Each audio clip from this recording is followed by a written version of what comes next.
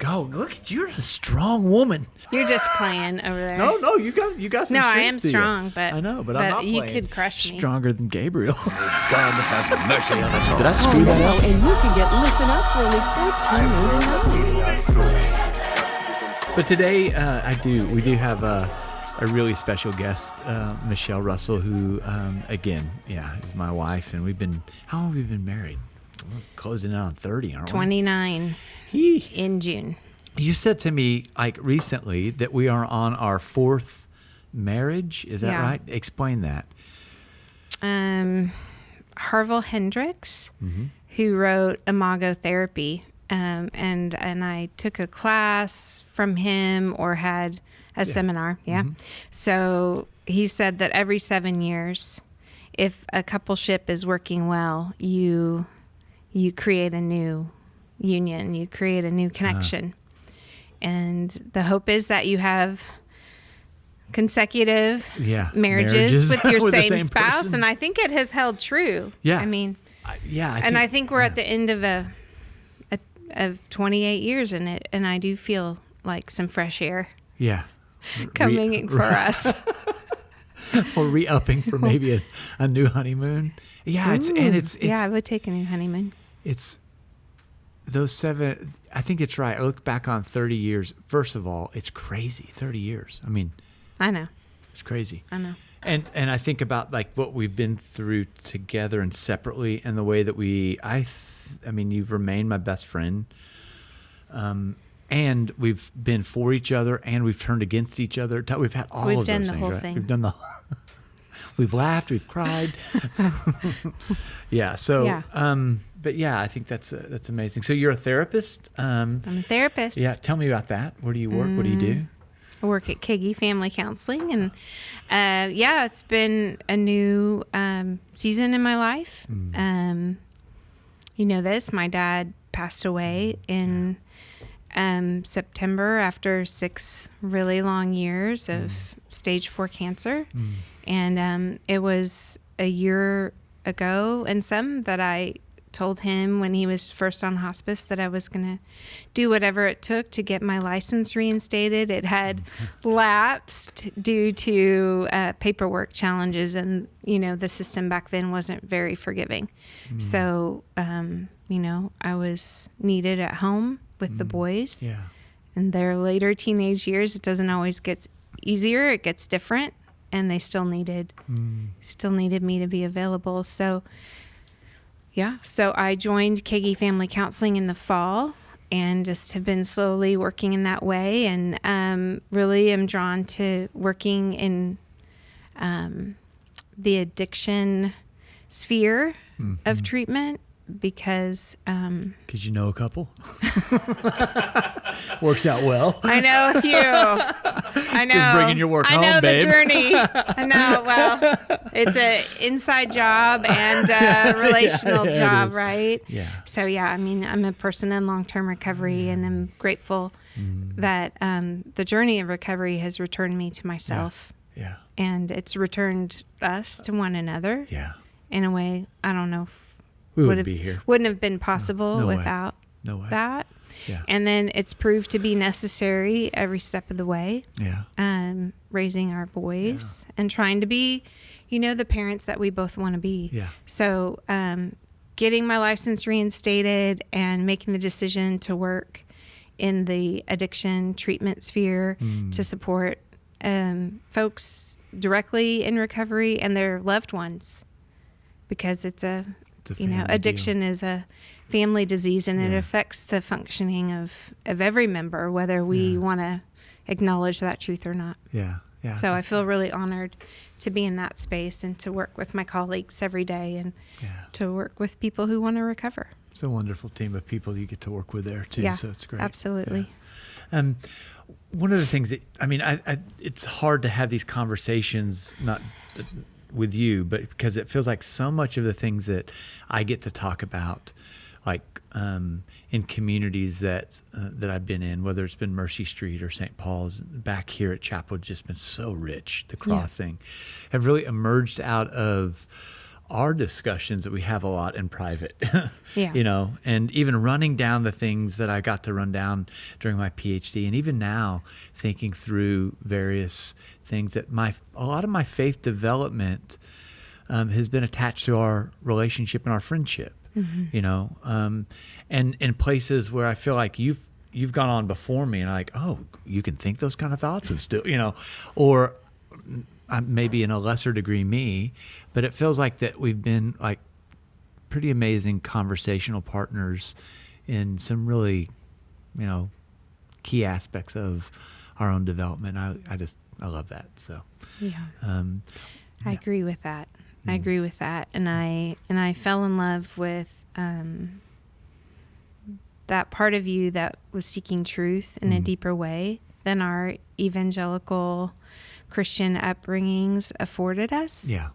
And I feel like we had more courage together to ask the questions like, is this what God intended? Mm-hmm. Is this the light like that we long for? Yeah. And we were really young, but we had already, you know, you had faced so many traumas in your family with your mom's brain cancer. And, you know, the traumas in my family were a little more hidden. Yeah. And I didn't understand the forces of it until I started doing some of the work to be a therapist, right? Yes. That we had both encountered some real difficulties in our families. And I think it caused us to question, like, is this the light and the life and the God that makes sense? Or maybe is there more than our upbringing allowed us to explore? Yeah, that's right. This last week, we're in a series at Chapelwood, really where we're discovering and kind of walking through the Epistle of John, and John Stevens, in kind of just the way that he's framing and visioning kind of the place. One of the places that we were starting in the book of John was Christ as light. And this last week, because he's suffering for Jesus in Corfu or Greece. I forget where he is. Poor soul. Poor soul. We feel really... He and Joseph Clam and... Right. We have no feelings about that. In Greece. Yeah. I think I said on Sunday, if Paul's trip took him through Waxahachie, yeah, we would have... We wouldn't care I'm about thinking that. a bunch of us be going up there visiting. We would, but it would... Yeah, it would be a Buc-ee's stop. But anyway, but one of the things that John says is that God is light, and it really got me thinking about some conversations we've had, and really what I was attempting to do last Sunday was in some ways was to bear witness to some of the both. The faith developments that you and I have kind of walked through with each other and where we are now and some of the things that are happening at the Crossing in terms of the Sunday school class that we're a part of, where we're attempting to at least discern the outer edges of faith. What does it mean to mature? Yeah. And so partly what we've discovered there is if what you believe at 15 is the same thing you believe at 50, you haven't grown. And that often we're given a map, that religion gives us a map and says, this is the map. And when we get to the edge of the map, we don't know what to do. So religion will say, oh, go back here and do this more or dig deeper here. And so we do that. But I think faith always leads us to the edge of the map to step off. But when we step off the map of religion, we don't step off the heart of God. Absolutely. And so part of what we were looking at last week, and I'd like to have more of an open conversation with you about kind of faith and about what it means to believe something as a child, to have faith as a child, and have a belief system as a child, but how do you mature in that? And then what does faith do then? Does it protect you, not protect you? Yeah. What's the purpose of it? All those things. Right. So, yeah. Right. I loved your example that day. I don't think I ever talked to you about it after, about the Frenchman, and that work he created, and it resonated with me, right? Because my father, who was also my minister, right? So it was tricky for me. Who was also blind. Right. So he became completely blind 17 years ago from glaucoma. And, my dad was tricky. On one level, he loved Jesus so thoroughly into the depths of his soul. And I always, I both felt in awe of it and confused by it because it often came packaged with some fundamentalist ideas. And so I struggled because the message I got growing up, well into my 20s, as he and I would debate, which we always did, was, God isn't that concerned with who we are as people, and that we have to be very suspicious of, humanism and the worship of the human soul, and we need to be very suspicious of psychology. Yeah. And so, being the person that I am, and I really feel like I was seeking the light of God. Yeah. Because I recognized very early, even though there was a very faith-based family, there was a lot of trauma and pain that I could see. And I think God just gave me the kind of personality, the kind of wiring that was always going to be aware that there was pain. Yeah. So it's the challenge that so many of us face. Like, we're seeing and we're hearing the message that, to die is to live in Christ, to die to self. But I was like, what is the self we're leaving behind? And I think God is really curious about the self and not threatened by the challenges we face. And for me, the religious solution didn't seem to be working because there were so many dynamics of avoidance and conflict and loneliness in my family growing up. Could you define that thing that you call the religious experience? Like, what did that mean for you? Does it a certain way of believing or act? What did that entail? Yeah, I mean, I think I don't know if I can express it, so maybe you can help me accurately, because I think you also lived it. So you're the theologian and I need you. I can just say that as a young child, we were in church Sunday night, Monday night for prayer service, and Wednesday, and because my dad was a minister, every other day to pick up the mail. And so true. That's awesome. It's like, really, are we going back to the church again? To church to get mail. So yeah, that's right. Yeah, that's right. I never thought of that. Hey, let's. Yeah, and You my gotta get dad. groceries this week, baby. Even when Dad was so sick this last year, and like one of the last things is like, did you check the mail? Yeah. There were no checks coming in, I guarantee you. It's hilarious. But yeah, so it's more like, I grew up in a church where, dinosaurs weren't real. Creationism was the only way to understand the phenomenon of God creating the planet. And that there wasn't an open discussion. So I found it really hard to develop the skills I needed in that system, right? And so I believed God was real and true, but there were a lot of extraneous, what's the word? Yeah, that's right. Circumstances that felt like I had to be cut off from, my body, my mind, my emotions. Yeah. Like, there wasn't a place for God, for those things. Yeah. I think that's right. In a lot of ways that I think religion structures things is through like a belief, a cognitive belief. Yeah. Believe these things. And I wonder if, as I'm looking back, there's so much of our experiences where we feel out of control, in our own recovery. That's one of the things that is attended to, like, right off the rip, is that, like, what control do I have and what control do I not have? And I think in growing into adulthood, I realized, I don't have near as much control as I want, right? Or as that I need to be able to live, I mean, especially when when someone we love's well-being is threatened. Yeah. That's a really profound experience. Like, I thought I had more control than I do. Yeah.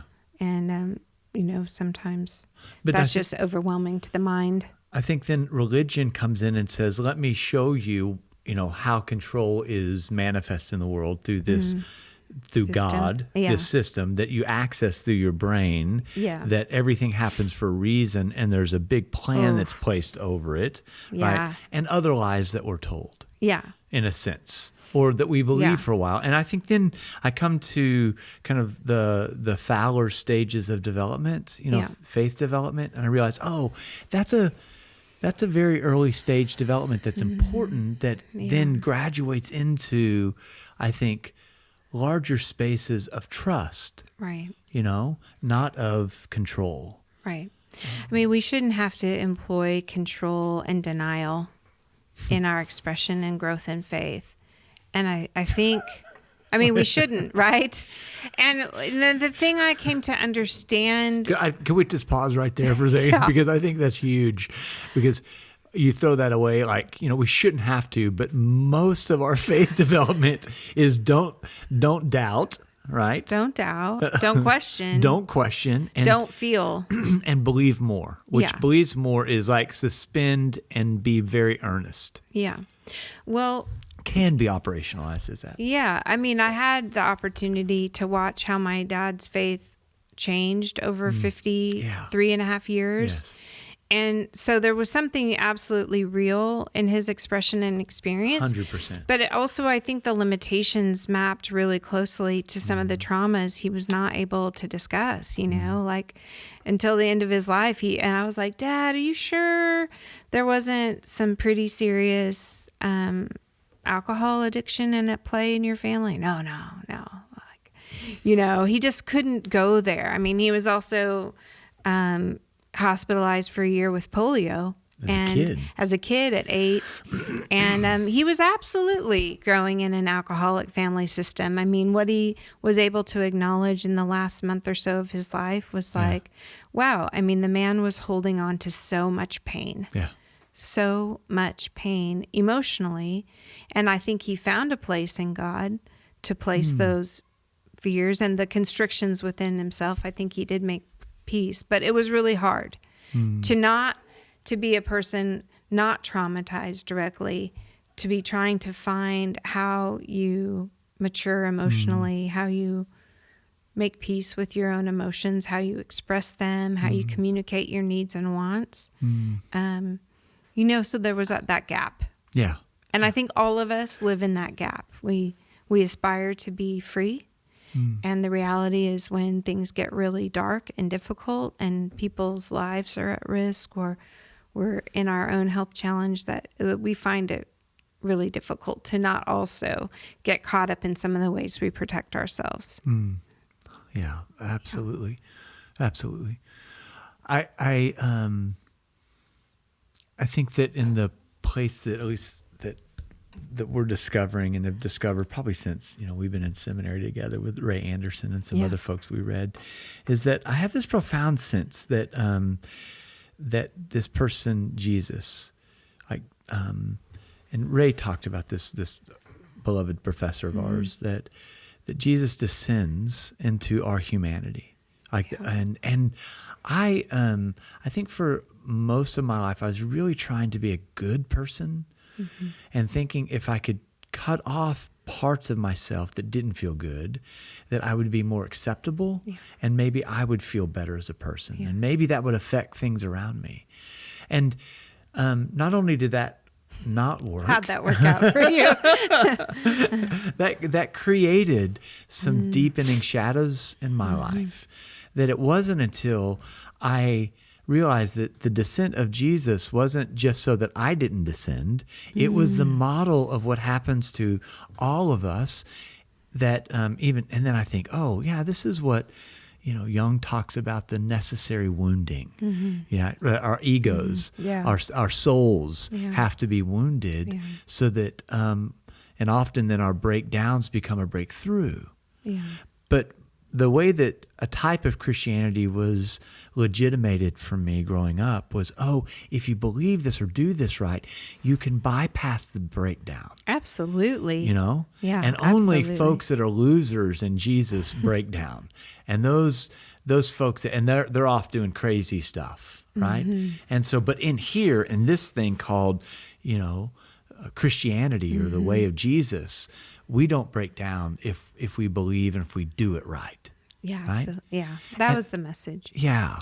And I think the way that we're starting to understand, and globally, not just like we're bringing this now on this podcast to the world, what we're understanding globally is, there's a limitation in that belief that as Christians, if Jesus descends into our humanity, the utterness of it, addiction, desires, defenses, whatever you want to call them, whatever language, that's the place that we have to, what you say, I love that phrase you've helped me with, tend and befriend. Mm. We can't make those enemies. Right. Yeah, if we could cut the parts off from our being and how we operate in the world, like if we could do that in a deep and thorough way, like that would be fantastic. But that's just not the reality. Mm-hmm. The reality is even the addict part is trying to protect the essence of who we are from what a painful world we can live in. Yeah. And even the addict part plays a role in our survival for a time. Yes.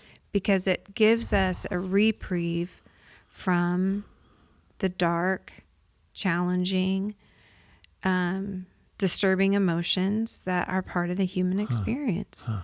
And so whether it's an addict part or a perfectionism part or an uber controlling part that we're bringing to the table trying to navigate, all of those parts are really trying to preserve the essence of who we are in a dangerous and threatening world. Yeah.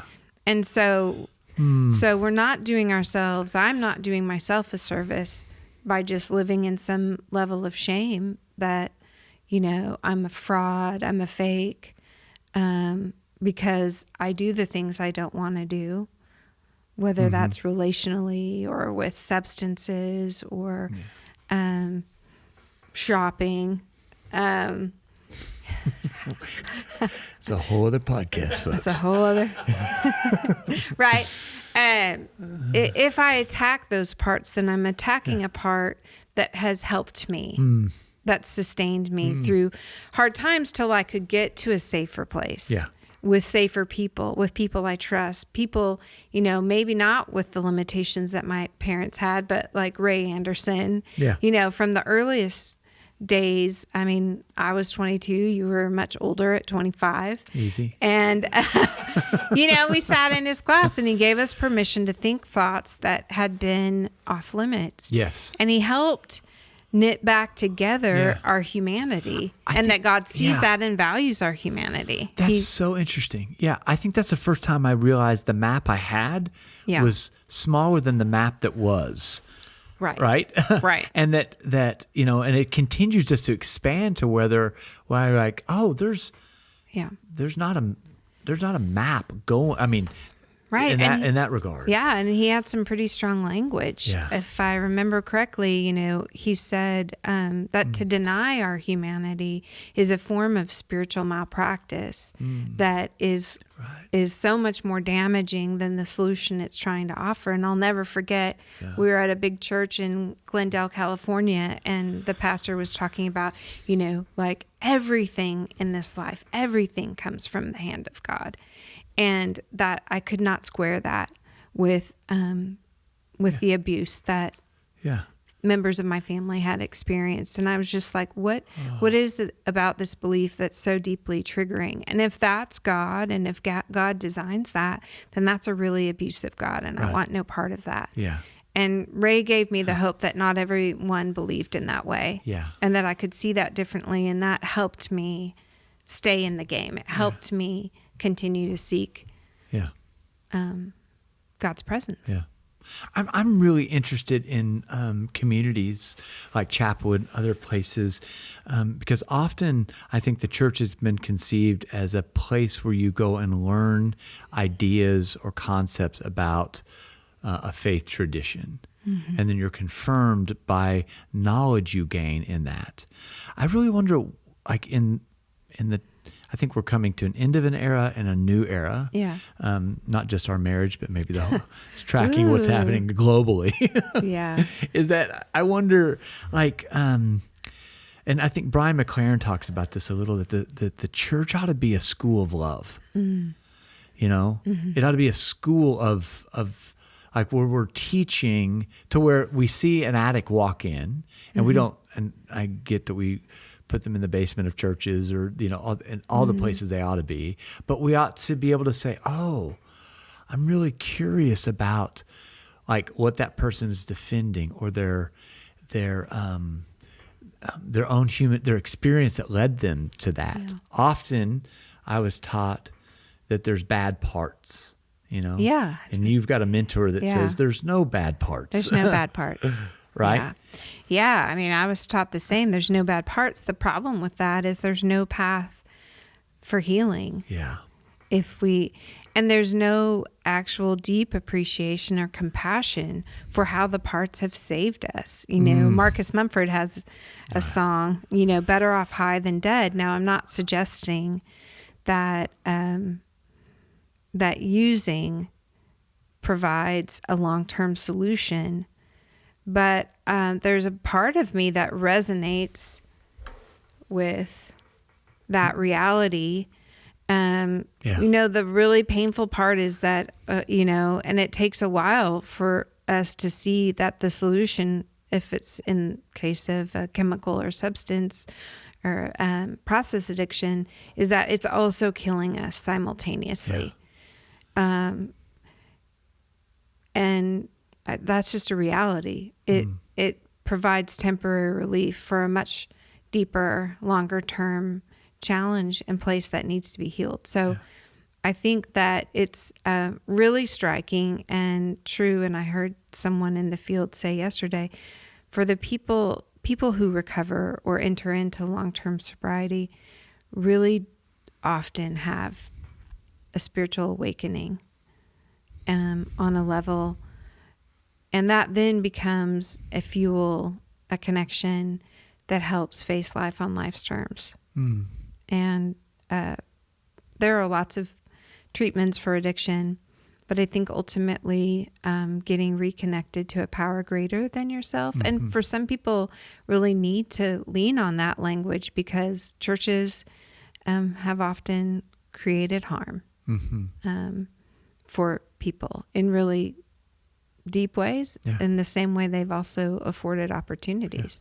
Yeah, that's right. There's I don't know if it's Gabermat who said this, but the opposite of addiction is not recovery. The opposite of addiction is connection. Right. And I have the tendency to think that like that's really the antidote to most things, you know, is connection. Right. And for a religious community like the church to have any place moving forward, I think it has to figure out how to open up connection rather than to create criteria for which if you jump through these hoops, you get connection. Yeah. Right? Yeah. And part of that kind of goes back to that deep sense that we have, that you and I have discovered kind of along the way, that our believing, this is Michael Polanyi, this philosopher that we love, our believing at its source is conditioned upon our belonging. Yeah. Right? Yeah. And often since the Enlightenment, since we've kind of things go through our brains and we say, oh, this is the truth. We'll reduce these thoughts to the real essential stuff. And if you believe this, you'll get it. Yeah. Rather than saying, actually, It was all that. the whole delivery system is in the belonging. Yeah. The only thing I've been able to like change about myself is when I've realized I've trusted the person across from me, literally, that would love me in places I couldn't love myself. And I belonging creates that. Yeah. Right? Yeah. The ability to share secrets and all those things that, you know, the church has to reclaim that to have any value in the world. You know, in the last couple months, you've had a number of really amazing classes at the Crossing. You have. Can you say that again? You have. Thank you. You have. Timestamp that. That's going to be my ringtone. My ringtone. In fact, like, you know, not everyone gets to have this experience, but, you know, I have been really moved by the things that you've shared, and it's all out of that vein that are, that it's not what we believe. It's that we find a deep place of belonging, and we are given the permission that we needed 30 years ago. Yes. As, you know, during our engagement and quickly after marriage, that like, we both survived the challenges of growing up with lots of trauma, and the things that we were obsessed about and the things we compulsively did that took us deeply from ourselves and the experience of God as we understood God at that time. And I fall in love with you more when I hear you speaking on that level, because it's true. I do. No, like something very different happens, I think, in you when you're in a surrendered place and you're sharing, you're learning. And I think that kind of permission giving is really vital for all of us. And it's that gives me a lot of hope. Yeah. You know, and then you look around and you see people leaning in, because most of the time, most of the experience in our Western, you know, Christian tradition is you leave major swaths of yourself at the door and you walk in and you take communion and you hope that God can do something to you. Yes. Yes. In spite of yourself, right? Just do it to me, though. Just do it. Bring it. Yeah. I want that power. Yeah. And actually, like, we've missed the reality that God is wanting to work with us in a tender and loving and compassionate space to say, like, all your parts belong. Yeah, it's so friggin' un-American what you're talking about, though, right? Because it's slow. It's not instantaneous. It requires a different imaginational way of seeing, right? Yeah. It asks us to operate on a different basis. Yes. But the basis is like bringing all of us, not just the part that we've shined up for church. Yes. I mean, you know. In fact, it requires the parts we haven't shined up for church. It requires those parts so much, because most of the things we're shining up for other people to see is, you know, it's just another defense to what's really happening. And how can we, in the villages of Houston, Texas, be transparent? It just doesn't work. That kind of vulnerability is not appealing to anyone. You know, whether there's external pressures or not. No one wants to feel their vulnerability, but I think that's what God's asking us to come into a space where it's safe to be honest, vulnerable about our own struggles, and then to see that God's light and love and compassion expand, you know, all the way to the depths of those places. Yeah. I often wonder how much time we have spent propping up something that doesn't need to prop up. In our fear, in our shame, all of those things. And I think I get excited about this place, about Chapelwood, about what we're doing, like what the vision that John's leading here in that regard of saying we really are on a cusp of imagining the church into itself, right? And it's not what's behind us. That will fuel a deep sense of our own rootedness, but it's what's ahead of how the church and communities like this can begin to shift and adjust to open up its borders, not close them down, to figure out, we've got a God that crosses every border, is a border crosser. We've got a God that shows up and says, you know, in fact, the things that shame you, let's go talk about those and let's offload those and let's move through that. I think those things are huge. So, Yeah, I think, I think, the question is like about light and returning to a place where we can see the light and love of God operating in us. And I didn't have quite an appreciation for, and one of my brilliant mentors said this last week, the essence of who we are, our child of God self. There's a name for it in every religion. Yes. And in a lot of psychology. Yes. Carl Jung talked about the true self versus the false self. Right. What I didn't understand is that the essence of who I am can be eclipsed by some of my strategies for coping and surviving in this world. And so I think addiction is a really powerful example, like how addiction numbs us to the pain. We use different substances for very particular reasons. And I never could appreciate how that blocked my awareness of God's light and life in me. It also blocked my perspective to see that I was loved without condition. And so, an addiction is one example, but, every time I got stressed out in our house, I was cleaning for hours and purging, your pillow, our belongings, the things that were sentimental to the kids, because I was like, something has to change here, and if I can tidy it up, if I can clean it and organize it, I can feel a deeper peace within myself. And the cruel thing is I would feel more peaceful, but it was always temporary, and it was conditioned on a lot of hard work. Yes. And so whether it's perfectionism or, alcoholism or some other major process, it's those things that orbit our emotional atmosphere that both protect us and eclipse us simultaneously. And it's really not until we are in a safe place physically, emotionally, where we're not being harmed, that we can begin to ask ourselves, like, what do I need in this life to recover who I was meant to be? I remember when I was 4, I had a sense of freedom and love and rightness. Maybe it was younger. Maybe a person never experienced that.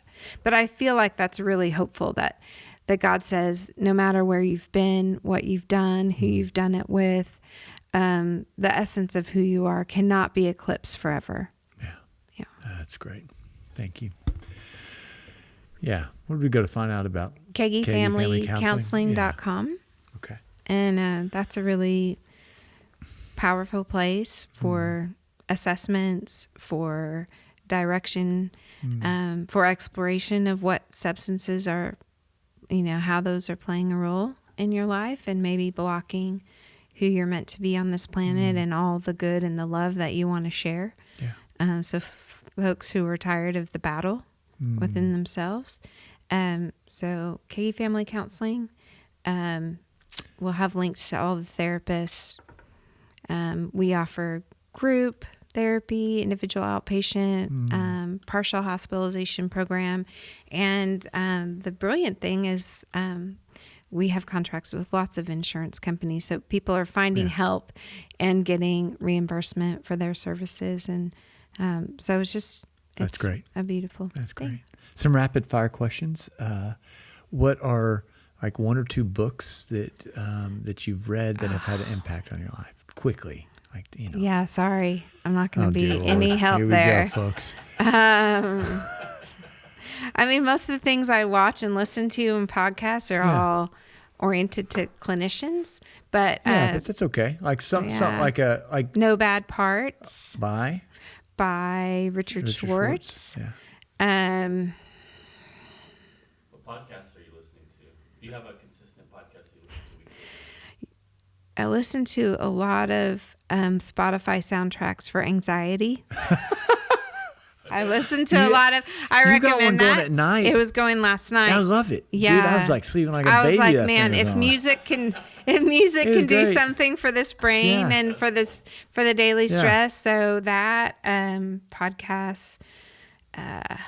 What shows are you watching on Netflix or whatever that you like? Anything World War II, you know. That's really true. So sad when I got through The New Look, and you know. Was that I don't think any of those things people are going to find helpful, other than like I highly recommend them. I highly recommend them. But I mean, I think it's coming back from England, and I think we have watched every World War II documentary show. I don't know. crevice. There's just something. You know more about the Nazis than anybody I've ever met. You know, just about. Yeah. Okay. Houston Astros or the Seattle. What are you even Mariners? asking? Just that's Mariners. Okay. Wow. Mariners. Okay. What about Seattle Seahawks have so much versus the grief. Houston Texans? I don't know. C.J. Stroud I know, is he's a good. Do you see force what we're and getting this? good. Yeah, Like, he is. so I'll always be a Seahawk first, and I'm grieving Pete Carroll's retirement, and don't even bring I up don't the even bring up University UW. of Washington Yeah, okay. Huskies. Yeah. Crushed me, but they did. Yeah, they did Last have year the was best great. season ever. So. Yeah. Michelle, thanks for being here. I'll see you tonight. I'm Matt Russell, I'm Michele Russell. and this is Pod Have Mercy.